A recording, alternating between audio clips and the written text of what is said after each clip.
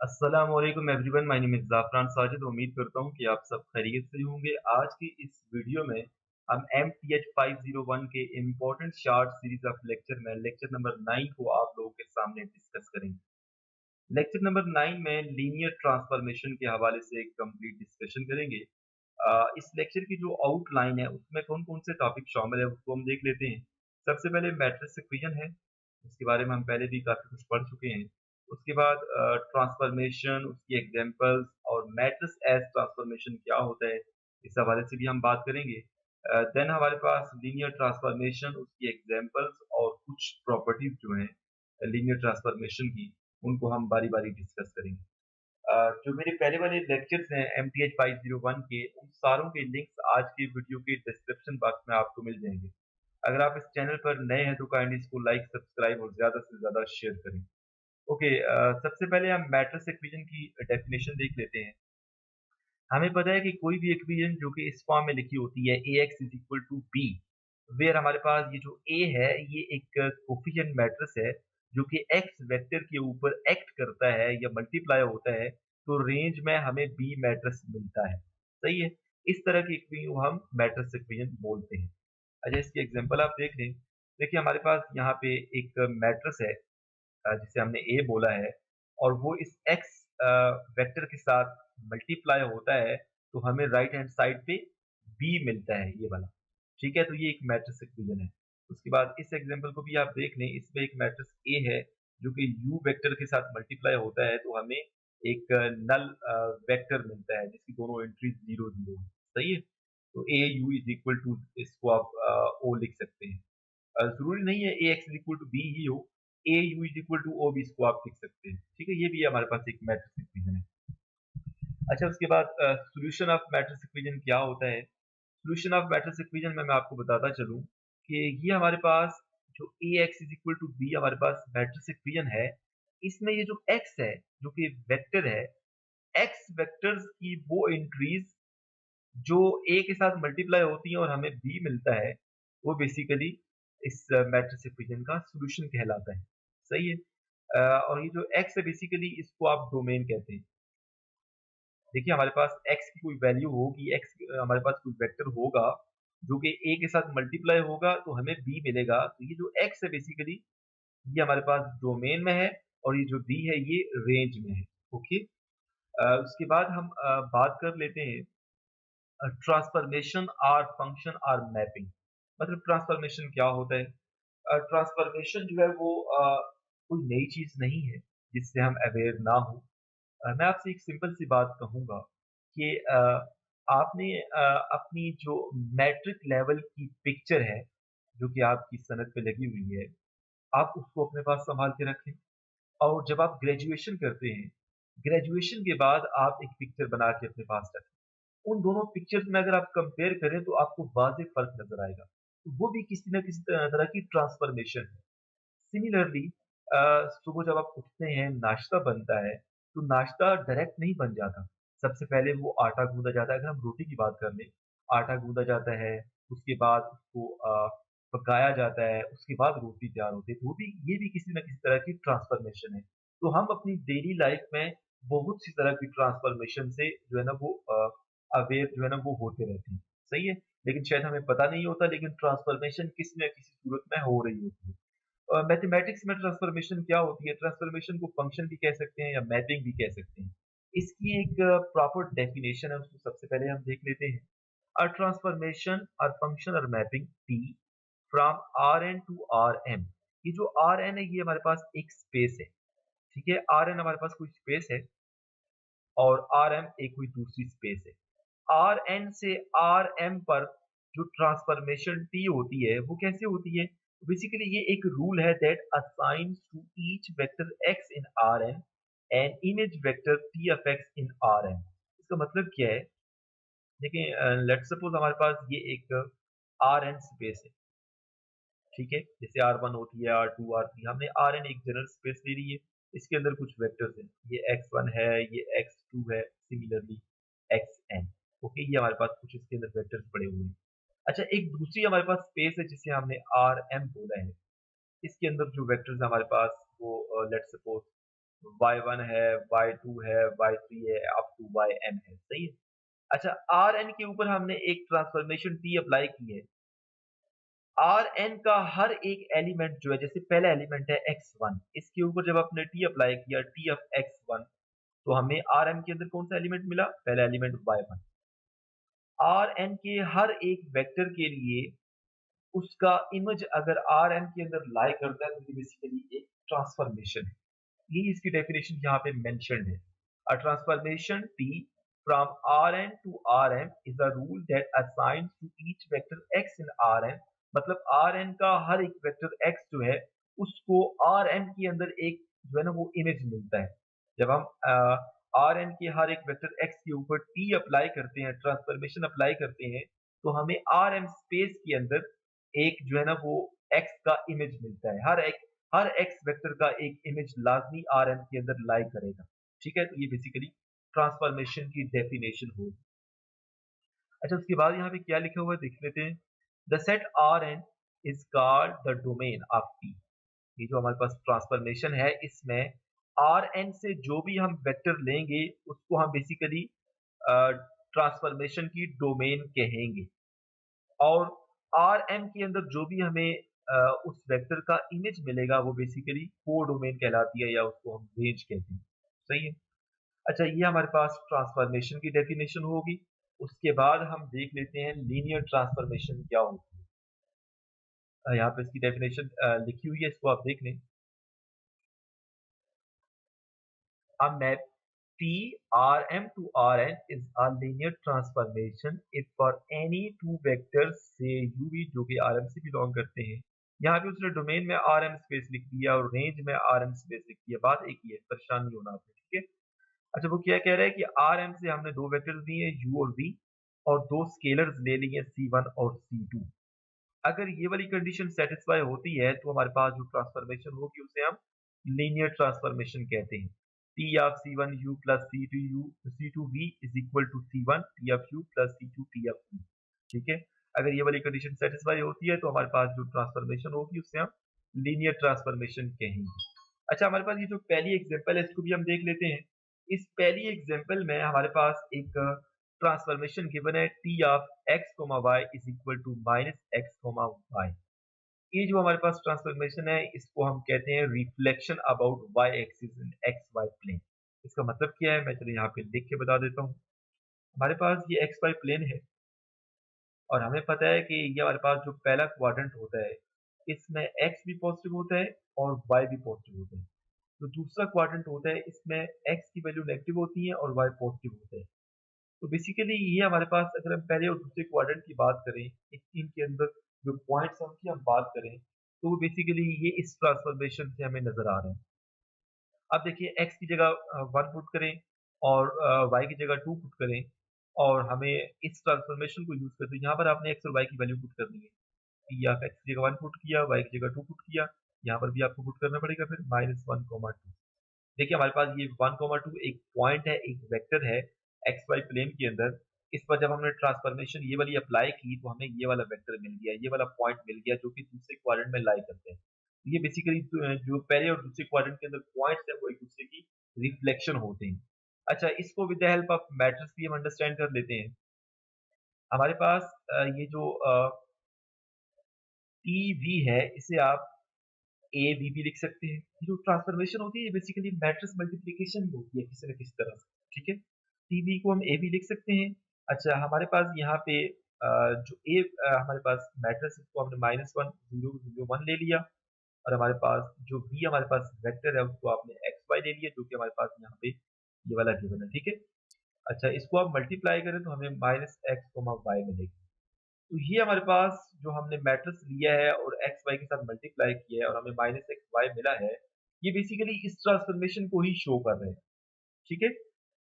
इसमें आप x Y की वैल्यू चूज करते जाएं, उसे आप इस मैट्रिक्स के साथ मल्टीप्लाई करते जाएं, तो हमें यहाँ पर एक्स वाई की वैल्यू जो है ना वो मिलती जाएगी, ठीक है। ये बेसिकली रिफ्लेक्शन को ही शो कर रहे हैं।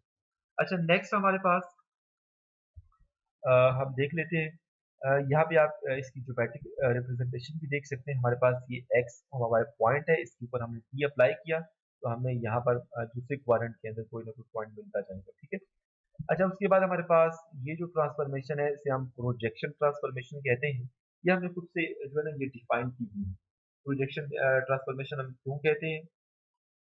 क्योंकि इसमें आप एक्स वाई की वैल्यू चूज करते जाएं, तो इस ट्रांसफॉर्मेशन को यूज करते जाएं तो हमें वैल्यू मिलती जाएगी। फॉर एग्जांपल हमारे पास यहाँ पे मैं ले लेता हूँ इस ट्रांसफॉर्मेशन के अंदर एक्स और वाई की कोई वैल्यू चूज कर लेता हूँ। एक्स की वैल्यू मैं लेट्स सपोज 1 चूज कर लेता हूँ और वाई की वैल्यू मैं 2 चूज कर लेता हूँ। तो हमारे पास इसमें एक्स की वैल्यू पुट करते हैं, वाई तो है हमारे पास 0 ही है, एक्स हमारे पास 1 आ जाएगा और ये 0 आ जाएगा। ओके, इसको अगर आप ड्रा करें, यहाँ पे मैं पहले 1,2 को ड्रा करता हूँ, x1 है और y2 है, मतलब ये वाला पॉइंट है 1,2। ओके, और 1,0 कौन सा पॉइंट है? x1 और y0, मतलब ये वाला पॉइंट है ना। अच्छा, पहले पॉइंट ये था, इसको प्रोजेक्शन ये नीचे आ गई है, ठीक है। तो ये बेसिकली इसको हम इस वजह से प्रोजेक्शन ट्रांसफॉर्मेशन बोलते हैं। अच्छा, नेक्स्ट हमारे पास जो एग्जांपल है इसको भी हम देख लेते हैं। इस एग्जांपल को आप अगर अच्छी तरह से अंडरस्टैंड कर लेते हैं ना तो आपको ट्रांसफॉर्मेशन का कांसेप्ट समझ आ जाएगा। अच्छा, इस एग्जांपल में हमारे पास एक मैट्रिक्स ए गिवन है, एक वेक्टर यू गिवन है, बी वेक्टर गिवन है और सी वेक्टर गिवन है। अच्छा, यू बी और सी को मैंने वेक्टर क्यों बोला है? बेसिकली ये कॉलम मैट्रिक्स है। ऐसा मैट्रिक्स जिसमें एक कॉलम होता है उसको आप कॉलम मैट्रिक्स बोलते हैं। कॉलम मैट्रिक्स को आप कॉलम वेक्टर भी कह सकते हैं या सिंपली वेक्टर भी कह सकते हैं। तभी मैंने यू बी और सी को वेक्टर बोला है, ठीक है। और ये हमारे पास ए जो है ये कुछ मैट्रिक्स गिवन है। अच्छा, इस पर हमने एक ट्रांसफॉर्मेशन डिफाइन की है जो कि R2 स्पेस से R3 स्पेस पे है, ठीक है। और उस ट्रांसफॉर्मेशन को हमने कुछ इस तरह से डिफाइन किया है, t f x is equal to a x. अच्छा, यहाँ पर आप t f x is equal to a x को क्या लिख सकते हैं? T f x is equal to a x और ए की वैल्यू पुट कर दें और एक्स हमारे पास जो वेक्टर है, क्योंकि वो R2 से R3 हमारे पास ट्रांसफॉर्मेशन है, तो हमारे पास जो वेक्टर होगा उसके दो कंपोनेंट्स होंगे। R2 में हर पॉइंट के दो कोऑर्डिनेट्स होते हैं ना, तो इस वजह से यहाँ पे x1 x2 आ गया, ठीक है। इसको आप मल्टीप्लाई करें तो हमारे पास ये वाली चीज आ जाएगी। ये हमारे पास एक जनरल मल्टीप्लिकेशन जो थी वो हमने देख ली है bye using this defined transformation. अच्छा, अब हमारे पास ये जो u, उसके बाद a b c हमारे पास सब कुछ गिवन था। इन चारों को यूज करते हुए हमने ये चार पॉइंट्स जो है ये फाइंड करने। बारी बारी इन पॉइंट्स को हम देख लेते हैं। पहला पॉइंट क्या है? Find T of you, the image of you under the transformation T. Okay, इसको हम फाइंड कर लेते हैं। हमारे पास जो ट्रांसफॉर्मेशन है वो ये बनी है, ठीक है। यहाँ पर आप x को u से रिप्लेस कर दें, t of u this is equal to a u हो जाएगा। ओके, उसने क्या कहा है कि आप टी ऑफ यू फाइंड करेंगे, मतलब u का जो इमेज है अंडर t वो आपने फाइंड करना है। अच्छा, u हमारे पास गिवन है, उसको आपने यहाँ पे पुट करना है। चलिए एक दफा मैं इसको देख लेता हूँ। हमारे पास जो u गिवन है वो कौन सा है? यहाँ पर मैं सामने ही कर लेता हूँ। अच्छा, पहले हमारे पास जो पॉइंट था उसमें हमने u का जो इमेज है वो फाइंड करना था, टी ऑफ u। अच्छा, हमें पता है कि ए एक्स सॉरी हमें पता है कि टी ऑफ एक्स किसके बराबर है? ए एक्स के बराबर है। यहाँ पर आप x को t से u से रिप्लेस कर दें, t of u is equal to a u हो जाएगा। अच्छा, यहाँ पर आपने a और u की वैल्यू पुट करनी है, ये हमारे पास a है, ये u है। यहाँ पर वैल्यू पुट करें, तो वैल्यू पुट करता हूँ 1 -3 3 5 -1 और 7। ये हमने a की वैल्यू पुट कर दी। लेफ्ट साइड पे t ऑफ u वैसे ही रहेगा। अच्छा, u की वैल्यू भी यहाँ पे पुट करते हैं, u हमारे पास क्या है 2 -1। इन दोनों को आपने, जिनको मैंने अभी इनक्लोज किया है क्लोज कंट्रोल में, इन दोनों को आपने मल्टीप्लाई करना है मैट्रिक्स को। चलिए मैं डायरेक्ट मल्टीप्लाई कर लेता हूँ, तो हमारे पास टी ऑफ यू की वैल्यू आ जाएगी, मतलब यू का इमेज अंडर टी आ जाएगी। 1 -3 को 2 -1 से मल्टीप्लाई किया तो this will be 2 + 3 this will be 5। अच्छा, 6 -5 हो जाएगा तो 1 आ जाएगा, -2 -7 करेंगे तो -8 आ जाएगा। ये बेसिकली यहाँ पे मैं यू की वैल्यू भी पुट कर देता हूँ। यू हमारे पास क्या है 2 -1। ये जो 2 -1 वेक्टर है हमारे पास, इसकी ट्रांसफॉर्मेशन हमने ली है तो हमारे पास ये वाला वेक्टर आ गया है। ठीक है, मैं आपको इसका आंसर भी दिखा देता हूँ। 5 1 -8 इसका आंसर है, तो यहाँ पर मैं इसको इसका आंसर भी आपको दिखा देता हूँ। ये देख लें आप, 5 1 और -9, वो -9 आता है, -8 नहीं आता, ठीक है, उसको आप सही कर लीजिएगा। अच्छा, इस तरह से हमने ये पहला वाला पॉइंट फाइंड कर लिया। दूसरा क्या है, find N x in R2 whose image under T is B। इसका मतलब क्या है, वो कह रहा है कि आपने ऐसा एक्स फाइंड करना है जिसकी हम ट्रांसफॉर्मेशन लेते हैं तो हमें बी मिलता है। पी एफ एक्स किसके बराबर होता है, ए एक्स के बराबर होता है, इज इक्वल टू बी। यहाँ पे ए भी गिवन है, बी भी हमारे पास गिवन है, दोनों का हम आर्गुमेंटेड मैट्रिक्स बनाते हैं और एक्स की वैल्यू आ जाएगी। मैं आपको इसका क्वेश्चन दिखा देता हूँ। देखिए हमारे पास यहाँ पे A X is equal to B आ गया, ठीक है। यहाँ पर अगर आप क्वेश्चन करते हैं कि ये एक्स, हमारे पास जो एक्स वेक्टर है इसकी हमारे पास दो एंट्रीज हमने क्यों दी हैं, इसकी वजह ये है कि हमारे पास जो ट्रांसफॉर्मेशन है वो R2 से R3 है। मतलब जो ट्रांसफॉर्मेशन हमने डिफाइन की है वो R2 स्पेस से R3 स्पेस है। मतलब डोमेन में जो हमारे पास वेक्टर्स होंगे उनकी दो एंट्रीज ही होंगी, R2 में दो एंट्रीज होती है, R पॉइंट। अच्छा, इसको आपने अभी सॉल्व करना है। सॉल्व कैसे करना है मैं आपको बता देता हूँ। ये हमारे पास ए मैट्रिक्स है, ये बी मैट्रिक्स है, इन दोनों का हमने बनाया आर्गुमेंटेड मैट्रिक्स। उसके बाद इसको हमने, ये आर्गुमेंटेड मैट्रिक्स है, इस पर हमने एचलन फॉर्म और रेड्यूस एचलन फॉर्म वाला सारा प्रोसीजर अप्लाई किया by using elementary row operation, ये मैंने आपको सिखाया हुआ है।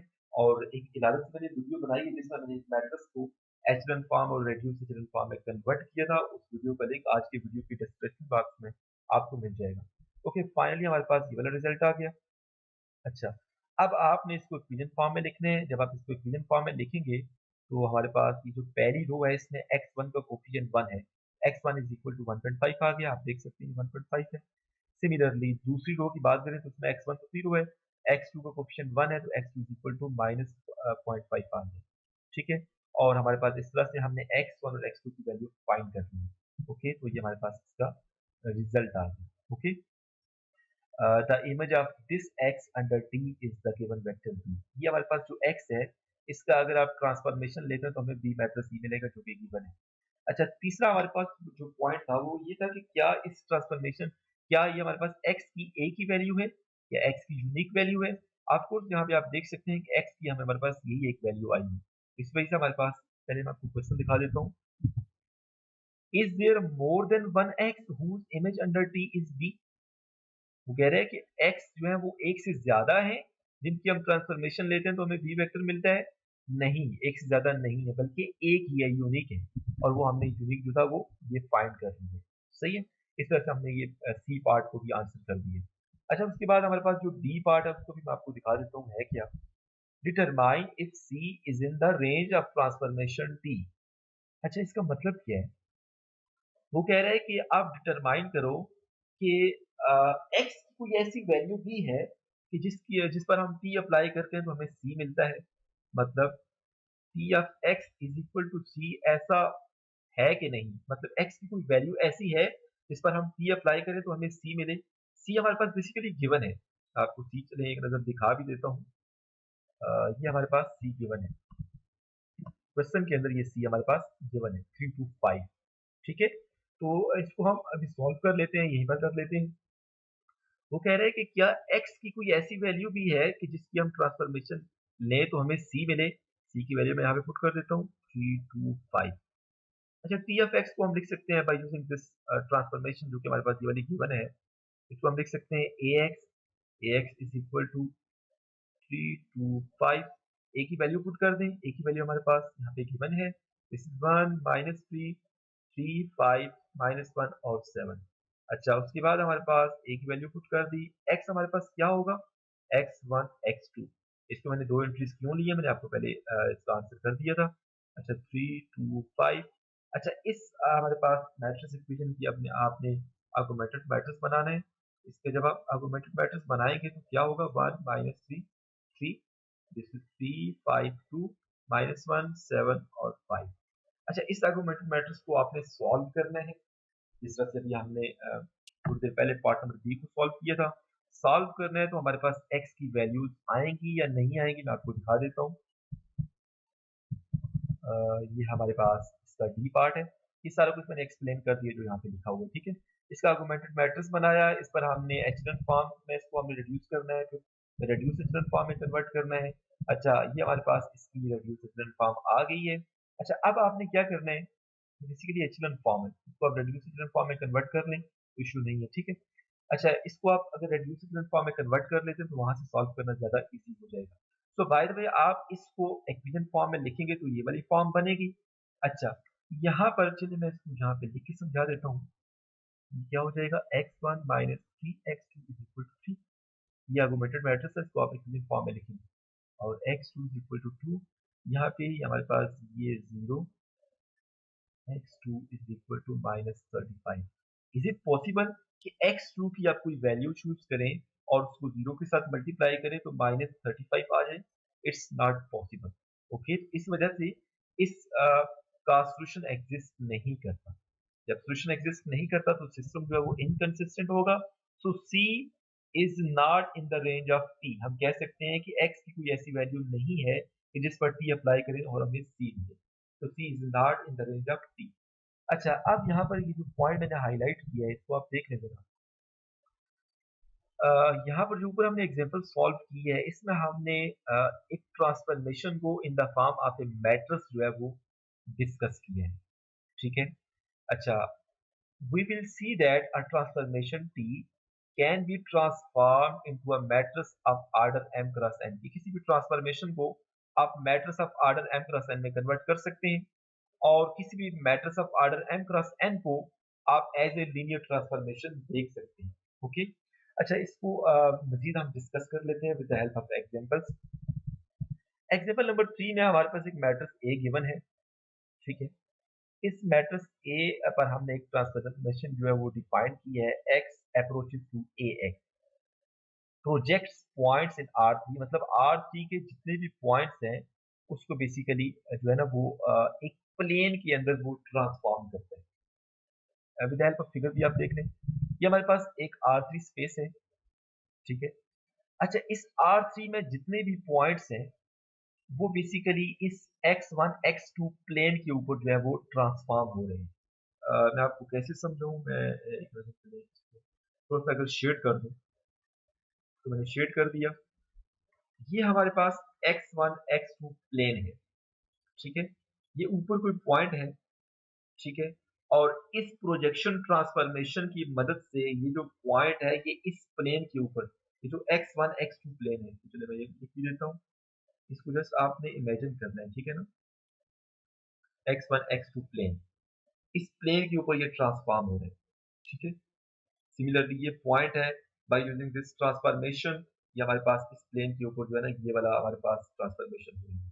सिमिलरली इस प्लेन के नीचे जो पॉइंट्स हैं, जिस तरह से ये पॉइंट है, ये बेसिकली इस ट्रांसफॉर्मेशन को यूज करके जो कि प्रोजेक्शन ट्रांसफॉर्मेशन है, हमने इस प्लेन के ऊपर ये पॉइंट हासिल कर लिए। सिमिलरली ये इस प्लेन के नीचे पॉइंट है, ये भी ट्रांसफॉर्म होकर इस प्लेन के ऊपर ये पॉइंट आ जाता है, सही है। तो बेसिकली इस प्रोजेक्शन ट्रांसफॉर्मेशन में यही कुछ जो मैंने आपको डिटेल के साथ बता दी है। हमारे पास ये मैट्रिक्स ए गिवन है। अच्छा, यहाँ पर आप x जो है ना, क्योंकि हमारे पास जो ट्रांसफॉर्मेशन है वो R3 से R2 है ना, मैं लिख देता हूँ। ट्रांसफॉर्मेशन जो है बेसिकली वो R3 टू R2 है। तो डोमेन में जो वेक्टर्स होंगे उनके 3 कंपोनेंट्स होंगे। इस वजह से यहाँ पे आपने x1 x2 x3 लिया, अप्रोचेस टू a की वैल्यू यहाँ पे पुट कर दी और x दोबारा से ये पुट कर दी। इन दोनों को मल्टीप्लाई करें तो हमारे पास ये वाला पॉइंट आ जाएगा। अच्छा, यहाँ पर हमारे पास अगर देखें तो इसमें भी हमारे पास जिसको मैंने सर्कल किया है इसमें भी वेक्टर के 3 कंपोनेंट्स हैं, लेकिन ये जो तीसरा कंपोनेंट है ये 0 है। तो इसका मतलब है ये x1 x2 प्लेन से बिलोंग करता है, ये R2 से बिलोंग करता है जो कि रेंज के एलिमेंट्स। ओके, उम्मीद करता हूँ कि आपको ये भी समझ आ गया है। अच्छा, नेक्स्ट हम मूव करते हैं। हमारे पास नेक्स्ट एक एग्जांपल है। इस एग्जांपल में हमारे पास ये एक मैट्रिक्स ए गिवन है और जो ट्रांसफॉर्मेशन है वो R2 से R2 पर ही है और उस ट्रांसफॉर्मेशन को हमने इस तरह से डिफाइन किया है, tf x equal to ax। इस ट्रांसफॉर्मेशन को हम कहते हैं शेयर ट्रांसफॉर्मेशन। उसकी वजह क्या है, यहाँ पर हमने एक वेक्टर u ले लिया जो कि R2 से बिलोंग करते हैं। जब आप P ऑफ U फाइंड करेंगे तो हमारे पास मैं आपको लिख के बता देता हूँ। हमें पता है कि T ऑफ U जो है वो हमने T ऑफ X को हमने कैसे डिफाइन किया, AX के इक्वल। अच्छा, X को रिप्लेस कर दें U से तो T of U is equal to AU हो जाएगा। अच्छा, ये हमारे पास U था, T ऑफ U को हम लिख सकते हैं AU, A की वैल्यू पुट कर दी, U की वैल्यू पुट कर दी, मल्टीप्लाई करें दोनों को तो हमारे पास ये वाला वेक्टर आ जाएगा जो कि R2 से ही बिलोंग करते हैं क्योंकि इसकी दो एंट्रीज हैं, इस पॉइंट की 2 एंट्रीज है या इस वेक्टर की 2 एंट्रीज है। अच्छा, सिमिलरली हमारे पास ये एक वेक्टर है, इसका इमेज जो है वो ये वाला आ जाएगा bye using this transformation. Okay, अच्छा इसको अगर आप ज्योमेट्रिकली देखें, तो ज्योमेट्रिकली देखें तो आपको अंडरस्टैंड होगा कि हमने इसको शेयर ट्रांसफॉर्मेशन क्यों बोला है। अच्छा, हमारे पास ये जो स्केयर बना हुआ है, इस स्केयर पर जब आप ये गिवन ट्रांसफॉर्मेशन अप्लाई करते हैं, t of x is equal to a x apply करते हैं, तो इस स्केयर की ये जो ऊपर वाली हमारे पास साइड है, ये वाली, ये बेसिकली इस साइड पे ये ड्रैग हो जाएगी, ये वाली साइड आ जाएगी इधर। अच्छा, बेस वैसी ही रहेगी, सिर्फ आपने इस ऊपर वाली साइड को ड्रैग करके इस साइड पे ले आना है। तो बेसिकली इसको आप देख सकते हैं, तो ये इसको इस वजह से हम स्टीरियो ट्रांसफॉर्मेशन बोलते हैं। सही है, यहाँ पे सारा कुछ यही लिखा हुआ है, इसको आप एक नजर देख लीजिएगा। उसके बाद हमने ट्रांसफॉर्मेशन के हवाले से काफी डिस्कशन कर ली है, अभी आप लीनियर ट्रांसफॉर्मेशन पे जाते हैं। सबसे पहले लीनियर ट्रांसफॉर्मेशन की डेफिनेशन देख लेते हैं। अ ट्रांसफॉर्मेशन और मैपिंग, जिसे फंक्शन भी हम कह सकते हैं, T is linear if T of u plus v is equal to T of u plus T of v for all uv in the domain of T. Okay, uv हमारे पास जो है वो ट्रांसफॉर्मेशन की डोमेन से belong करते हैं, और T of u plus v find करें तो basically T of u plus T of v के बराबर हो। अच्छा, उसके बाद c हमारे पास कुछ स्केलर है और u हमारे पास कोई वेक्टर है, तो T of c u is equal to c को हम बाहर ले लेते हैं और c into T of u आ जाए। अच्छा, तो अगर ये दो कंडीशन सेटिस्फाई होती हैं तो किसी भी ट्रांसफॉर्मेशन को हम लीनियर ट्रांसफॉर्मेशन बोलेंगे। इसकी एग्जांपल हम देख लेते हैं। Every matrix transformation is a linear transformation. कोई भी जो मैट्रिक्स ट्रांसफॉर्मेशन होती है उसे आप लीनियर ट्रांसफॉर्मेशन कह सकते हैं। ठीक है, ये हमारे पास, इसको आपने याद रखना है, ये आपसे पूछा जा सकता है, आपकी ऑब्जेक्टिव है। ठीक है, अच्छा नेक्स्ट हमारे पास जो एग्जांपल 6 है, इसकी हम बात कर लेते हैं। एग्जांपल नंबर 6 में हमारे पास एक ट्रांसफॉर्मेशन है जो कि R3 से R2 पर है। इसको आप T कह लें या L कह लें, एक ही बात है। और इस ट्रांसफॉर्मेशन को हमने इस तरह से डिफाइन किया है, क्योंकि R3 से R2 पर है ना, तो हमारे पास जो R3 का जो डोमेन में पॉइंट होगा उसके 3 कोऑर्डिनेट्स होंगे x, y, z। तो L of x, y, z is equal to x, y। x, y basically R2 से बिलोंग करते हैं। ये हमने ट्रांसफॉर्मेशन डिफाइन की हुई है, एक जनरल ट्रांसफॉर्मेशन है। अच्छा, हमने दो वेक्टर्स ले लिए, एक u जो कि R3 से बिलोंग करते हैं, और क्योंकि डोमेन बेसिकली R3 है ना, तो v जो वेक्टर लिया वो भी R3 से बिलोंग करते हैं, u और v के ये कोऑर्डिनेट्स। अच्छा, अब आपने चेक करना है कि क्या ये लीनियर ट्रांसफॉर्मेशन है कि नहीं। क्या ये वाली जो ट्रांसफॉर्मेशन है ये लीनियर ट्रांसफॉर्मेशन है कि नहीं। तो कैसे चेक करेंगे, सबसे पहली कंडीशन हम चेक कर लेते हैं। एल ऑफ u प्लस वी, u हमारे पास कितना है, ये u है हमारे पास, ये v है, ये हमने u पुट किया, ये v पुट किया, दोनों को ऐड करें, पहला कोऑर्डिनेट पहले में ऐड होगा, दूसरा दूसरे में, तीसरा तीसरे में। तो फाइनली हमारे पास जो आंसर आएगा वो कुछ इस तरह से आएगा, x1 plus x2 comma y1 plus y2 comma z1 plus z2। और इसको हमने किस तरह से डिफाइन किया है, बाय यूजिंग दिस ट्रांसफॉर्मेशन। इसे हम किसके इक्वल लिख सकते हैं, this can be written as, पहला और दूसरा कोऑर्डिनेट आपने जस्ट लिखना है, क्योंकि हमारे पास जो रेंज है वो R2 से बिलोंग करती है। इसके बाद y1 प्लस y2 आ जाए। ओके, तो इसको अगर आप दोबारा से तोड़ के लिखें तो ये किस तरह से आ जाएगा, मैं आपको यहाँ से इसका सोल्यूशन दिखा देता हूँ। Okay, x1 plus x2 y1 plus y2, इसे आप लिख सकते हैं x1 y1 पहला पॉइंट है, प्लस x2 y2 दूसरा पॉइंट है। जो x1 y1 है इसे आप L ऑफ u कह सकते हैं। ठीक है, सिमिलरली हमारे पास ये जो x2 y2 है इसे आप L ऑफ v कह सकते हैं। L of u, L of v मैंने क्यों बोला है मैं आपको यहाँ पे लिख के समझा देता हूँ। हमें पता है कि जो ट्रांसफॉर्मेशन है वो इस तरह से है, x y z this is equal to x comma y, ये ट्रांसफॉर्मेशन हमने डिफाइन की हुई है। अच्छा, ये जो पहला पॉइंट है x1 y1, अगर आप इसको ले लेते हैं यहाँ पे, यहाँ पे मैं 3 पॉइंट ले लेता हूँ, x1 y1 z1। Bye using this transformation ये किसके बराबर हो जाएगा, x1 y1 के बराबर हो जाएगा। तो इस वजह से हमने इस पॉइंट को इस फॉर्म में लिख लिया है। आप देख सकते हैं यहाँ पे हमारे पास यहाँ पे ये जो x1 y1 है इसे आपने L ऑफ u लिख लिया। ठीक है, ये जो x1 y1 है इसको आपने u कहा है ना, u is equal to x1 y1, या इसको आप इस फॉर्म में लिख लें x1 y1। ठीक है, तो इस पर जो आपने एल अप्लाई किया, ट्रांसफॉर्मेशन अप्लाई किया, तो हमारे पास ये वाले फॉर्म आ जाएगी। इस वजह से हमने यहाँ पे एल ऑफ यू लिखा है। सिमिलरली इस x2 y2 जो पॉइंट है, इसको आप एल ऑफ v लिख सकते हैं। सही है। तो पहली कंडीशन तो सेटिस्फाई हो गई है, क्योंकि हमने पहली कंडीशन में देख लिया है कि l of u plus v this is equal to l of u plus L of v। Okay. उसके बाद हम एक ये जो है एक रियल नंबर लेते हैं, एक स्केलर लेते हैं और u के साथ मल्टीप्लाई करते हैं। एल ऑफ के u is equal to u vector के हर कंपोनेंट के साथ के मल्टीप्लाई होगा के x1 के y1 के z1, और by using the given transformation इसको हम कैसे लिख सकते हैं कि x1 के y1, और के को आप बाहर कर लें तो कि आप बेसिकली एल ऑफ यू हो जाएगा, के इंटू एल ऑफ यू हो जाएगा। इस वजह से हमारे पास एल जो है एक लीनियर ट्रांसफॉर्मेशन है, क्योंकि ये लीनियर ट्रांसफॉर्मेशन की दोनों कंडीशंस को सेटिस्फाई करते हैं। ओके। अच्छा, नेक्स्ट हमारे पास यहाँ पे इसे आप प्रोजेक्शन भी कह सकते हैं। ठीक है। अच्छा, उसके बाद the image of the vector, अब हमने एक स्पेसिफिक पॉइंट ले लिया है R3 का, जिसकी कोऑर्डिनेट 3,5,7 है। ठीक है। इस पर आपने गिवन ट्रांसफॉर्मेशन अप्लाई की है, जो कि गिवन ट्रांसफॉर्मेशन क्या थी मैं आपको दिखा देता हूँ, लिख भी देता हूँ यहाँ पे। L of x y z this is equal to x comma y. तो यहाँ पर आप एक्स वाई जी की वैल्यू पुट कर दें जो गिवन है यहाँ पे। स्पेसिफिक एग्जांपल में, स्पेसिफिक केस में, तो ये क्या हो जाएगा 3,5, जो कि R2 से बिलोंग करते हैं। सही है। तो with the help of figure भी आप इसको देख सकते हैं। यहाँ पे हमारे पास ये जो 3,5,7 है, ये ओरिजिन से वेक्टर होगा ना, ये बेसिकली यहाँ पे कोई पॉइंट है। ठीक है। और इस पॉइंट पर जब हमने गिवन ट्रांसफॉर्मेशन अप्लाई की, तो ये वाले हमारे पास प्लेन आ गया। ठीक है, ये वाला प्लेन आ गया हमारे पास। इस तरह से ये ट्रांसफॉर्मेशन जो है ये एक्ट हुई है। अच्छा, इसकी जो ज्योमेट्रिकल रिप्रेजेंटेशन है मैंने आपको थोड़ी बहुत बता दी है, इसको आप देख लीजिएगा। इस फिगर की मदद से भी आप इसकी ज्योमेट्रिक रिप्रेजेंटेशन या किसी जनरल पॉइंट की ज्योमेट्रिक रिप्रेजेंटेशन देख सकते हैं कि R3 से R2 पर कैसे ट्रांसफॉर्मेशन होती है। ठीक है।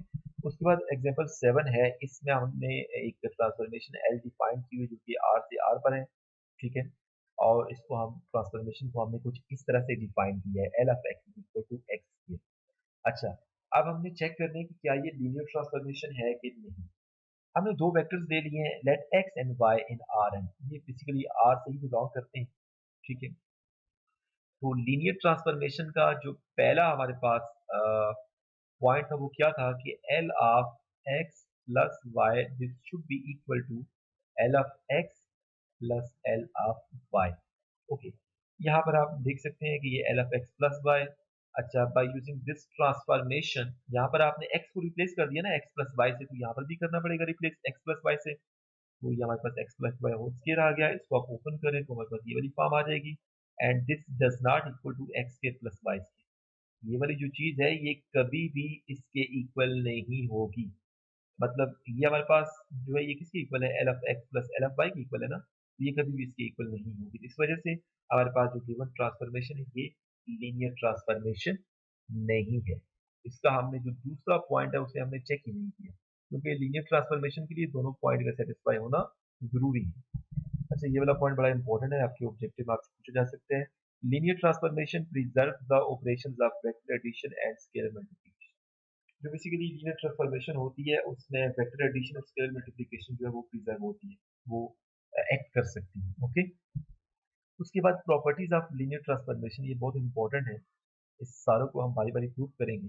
पहली प्रॉपर्टी क्या है लीनियर ट्रांसफॉर्मेशन की, कि T of zero is equal to zero आएगा।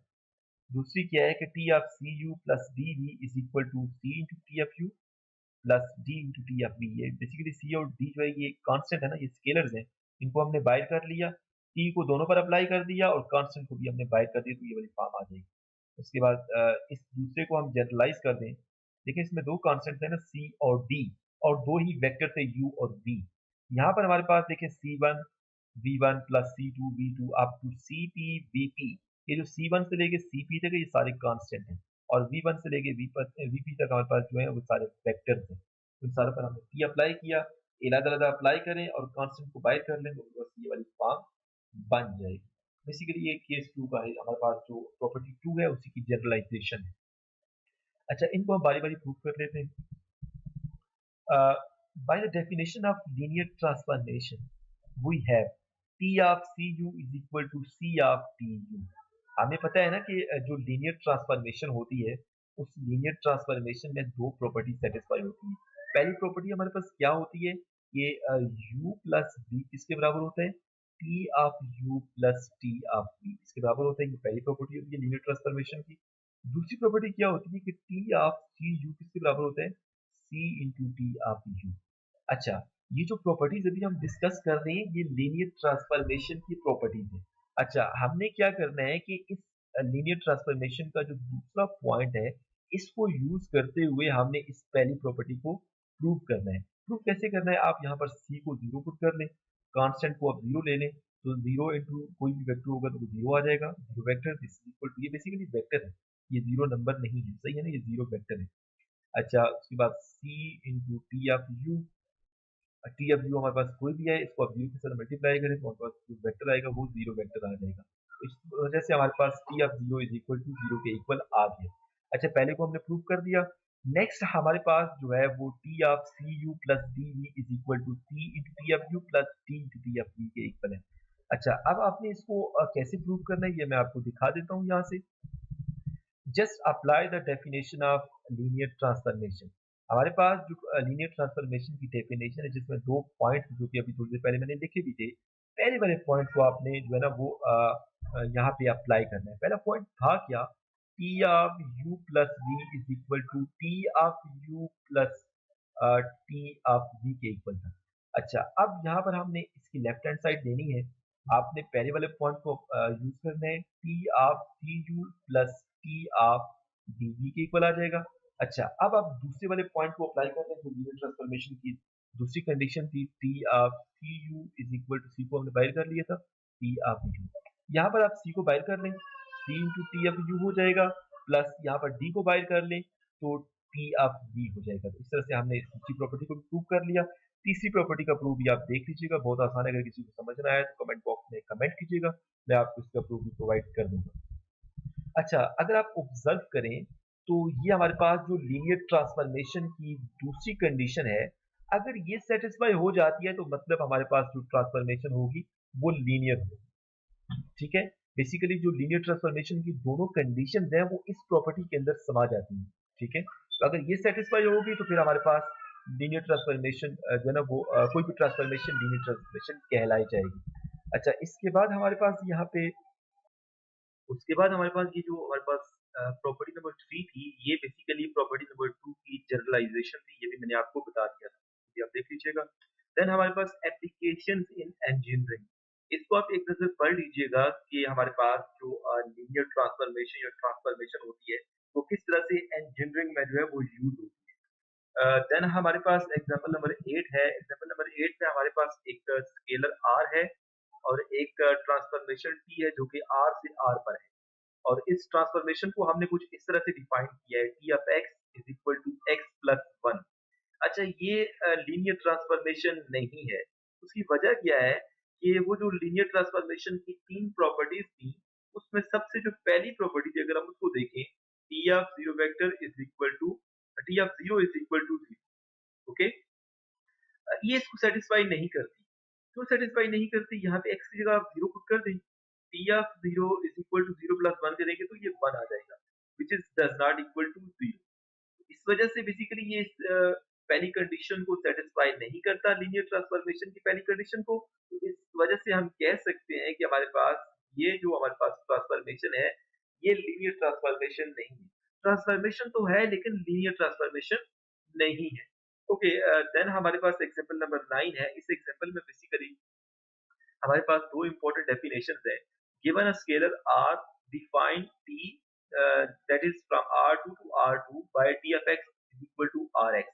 हमारे पास एक स्केलर r है और एक ट्रांसफॉर्मेशन t है जो कि r2 से r2 पर है, और इस ट्रांसफॉर्मेशन को हमने कुछ इस तरह से डिफाइन किया है, t of x is equal to rx। Okay, then p is called a contraction। p को हम contraction कहेंगे when 0 is less than equal to r and r less than 1। मतलब हमारे पास ये जो स्केलर नंबर r है अगर ये 0 हो या 1 से छोटा हो, मतलब 0 से शुरू हो के 1 से छोटा कोई भी नंबर हो सकता है, ठीक है, उस केस में इस ट्रांसफॉर्मेशन को हम कंट्रैक्शन बोलते हैं।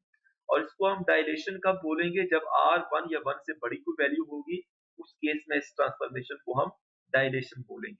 अच्छा, उसके बाद हमारे पास यहाँ पे हम R की एक वैल्यू 3 ले लेते हैं, R इज इक्वल टू 3, ठीक है, and show that T is a linear transformation, और हम शो करते हैं कि जो T है वो एक लीनियर ट्रांसफॉर्मेशन है। ओके, कैसे शो करेंगे? हमने u और v कोई सी भी दो वेक्टर्स ले लिए जो कि R2 से बिलोंग करते हैं, क्योंकि हमारे पास यहाँ पे डोमेन जो है वो R2 है ना, तो R2 से हमने कोई सी भी दो वेक्टर ले लिए u और v, और हमने c और d कोई सी भी दो स्केलर्स ले लिए। अच्छा, अब हम जरा वो जो लीनियर ट्रांसफॉर्मेशन की दूसरी प्रॉपर्टी थी, जिसको मैंने कहा था कि अगर ये सेटिस्फाई होती है तो वो ट्रांसफॉर्मेशन लीनियर ट्रांसफॉर्मेशन होगी, हम सिर्फ उसी को चेक कर लेते हैं। अगर ये प्रॉपर्टी सेटिस्फाई होती है तो हम कहेंगे कि ये जो हमारे पास ट्रांसफॉर्मेशन है for this r is equal to 3, वो लीनियर ट्रांसफॉर्मेशन है। Okay, p of cu plus dv is equal to, यहाँ पे इस ट्रांसफॉर्मेशन को यूज करें, हमारे पास p of cu plus dv किसके इक्वल होगा, बाय यूजिंग दिस ट्रांसफॉर्मेशन, मतलब आपने x को रिप्लेस कर दिया है cu प्लस dv से, यहाँ पर रिप्लेस किया तो यहाँ पर भी करना पड़ेगा। r की वैल्यू 3 है और x को हमने रिप्लेस कर दिया cu प्लस dv से। अच्छा, अब आप क्या करें कि 3 को मल्टीप्लाई कर लें अंदर, जब 3 को मल्टीप्लाई करता हूँ 3cu प्लस 3 सॉरी यहाँ पे 3 भी आता है, 3dv आ जाएगा। अच्छा, देन हमारे पास ये जो कांस्टेंट नंबर c है इसे आप लादा कर दें, 3u, और यहाँ पर भी आप d को इलादा कर लें, 3v आ जाएगा। ये जो स्केलर c और d है इसे हमने इलादा कर लिया।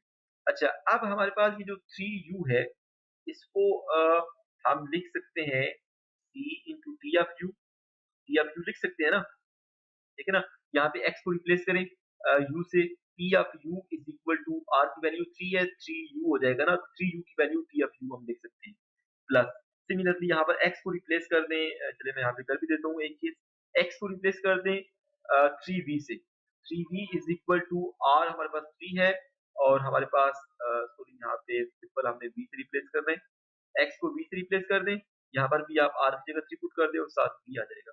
ओके, तो हमारे पास यहाँ पे ये जो 3v है, ये 3v किसके बराबर है, t ऑफ v के बराबर है, तो यहाँ पर हमारे पास v तो ऐसे रहेगा, 3v की जगह आप लिखते हैं t ऑफ v। इस तरह से हमने यहाँ से शुरू किया है और हमने ये प्रूव कर दी है, तो मतलब हमारे पास लीनियर ट्रांसफॉर्मेशन की दूसरी प्रॉपर्टी सेटिस्फाई होती है, तो इस वजह से हम कह सकते हैं कि ये जो हमारे पास ट्रांसफॉर्मेशन है for this specific r is equal to 3, ये लीनियर ट्रांसफॉर्मेशन है। उम्मीद करता हूँ कि आपको ये एग्जांपल भी समझ आ गई है। अब हम जरा आगे मूव करते हैं। एग्जांपल नंबर 10 में हमारे पास क्या है कि हमारे पास एक ट्रांसफॉर्मेशन है जो कि R2 से R2 पर है, और उसको हमने कुछ इस तरह से डिफाइन किया है, t of x is equal to, हमारे पास ये इस तरह से हमने डिफाइन किया है, t of x is equal to minus x और x1 के बराबर है, ठीक है। अच्छा, वो क्या कह रहा है, find the image under t of u, आपने क्या करना है, इस u का, v का और इस u प्लस v का आपने इमेज फाइंड करना है अंडर t, t हमारे पास ये गिवन है, सही है। तो कैसे फाइंड करेंगे, इसका सोल्यूशन देख लेते हैं। सबसे पहले टी ऑफ यू की बात कर लेते हैं, यू का इमेज आप फाइंड करते हैं, टी बेसिकली इसके बराबर है, बेसिकली टी ऑफ यू को अगर हम इस तरह लिख लें, T of u is equal to a u, तो इसमें कोई हर्ज नहीं है, एक ही जगह उसकी वैल्यू पुट कर दी जो गिवन था हमारे पास, यू हमारे पास यहाँ पे वेक्टर है जिसकी हमने ट्रांसफॉर्मेशन फाइंड करनी है, दोनों को मल्टीप्लाई करें तो ये आ जाएगा।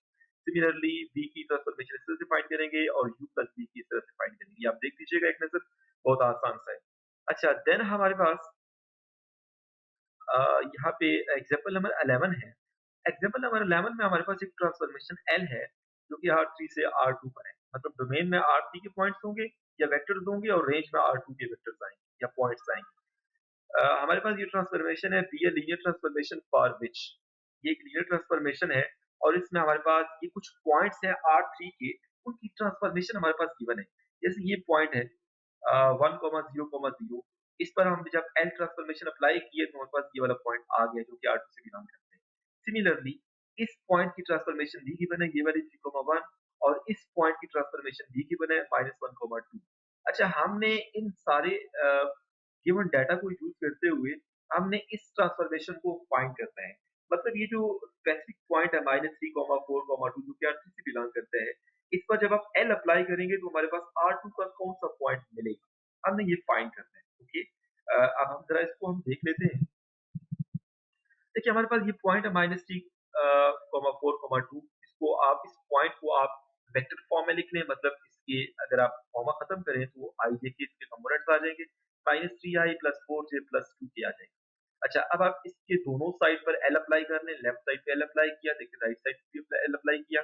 अच्छा अब जो राइट हैंड साइड है जिसको मैंने यहाँ पे पॉइंट आउट किया है, इसके हर एक कंपोनेंट के ऊपर एल जो है वो इरादा से अप्लाई करें। ओके मैंने देखिए इरादा से अप्लाई किया, पहले पे अप्लाई किया तो ये जो आई के साथ -3 लिखा है ये स्केलर नंबर है। -3 को हमने शुरू में लिख लिया और एल ऑफ आई हो जाएगा। सिमिलरली 4 इंटू एल ऑफ जे और 2 इंटू एल ऑफ के हो जाएगा। अच्छा, अब हमारे पास ये जो आई है, ये हमारे पास पहले वाले को मैं सॉल्व कर लेता हूँ।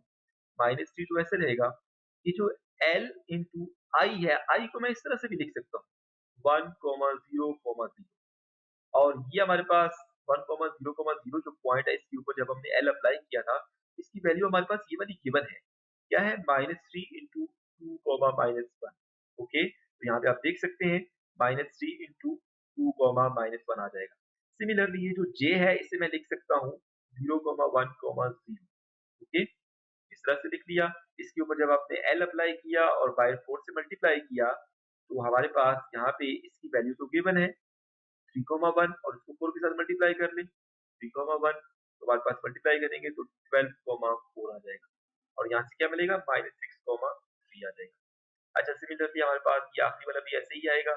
इन बाय जो -3, 4 और 2 है इनको मल्टीप्लाई करें अंदर और सारों को ऐड करें तो हमारे पास इस तरह का पॉइंट बनेगा 4,11 तो ये R2 से बिलॉन्ग करता है। इस तरह से हमने इस लेक्चर नंबर 9 को डिटेल के साथ अंडरस्टैंड किया है। अगर इससे रिलेटेड किसी का कोई भी क्वेश्चन है तो आप कमेंट बॉक्स में कमेंट करके पूछ सकते हैं। उम्मीद करता हूँ कि आपको ये वीडियो पसंद आई है। इस वीडियो के आखिर में कुछ एक्सरसाइज के क्वेश्चन भी हैं, इनको भी आप प्रैक्टिस कीजिएगा on the basis of our experience जो कि हमने एग्जाम्पल को सॉल्व करने के बाद गेन किया है। अगर फिर भी आपको समझ ना आए तो आप मुझसे लाज़मी पूछें, मैं आपका जो क्वेश्चन होंगे उनको वेलकम करूँगा। अगर आप इस चैनल पर नए हैं तो काइंडली इसको लाइक, सब्सक्राइब और ज़्यादा से ज़्यादा शेयर करें। और अगर आप कोई अपनी सजेशन देना चाहते हैं वीडियो को बनाते हुए, अगर किसी को गलती हो रही है और आप सजेस्ट करना चाहते हैं, तो उसको भी हम वेलकम करेंगे। Thank you so much for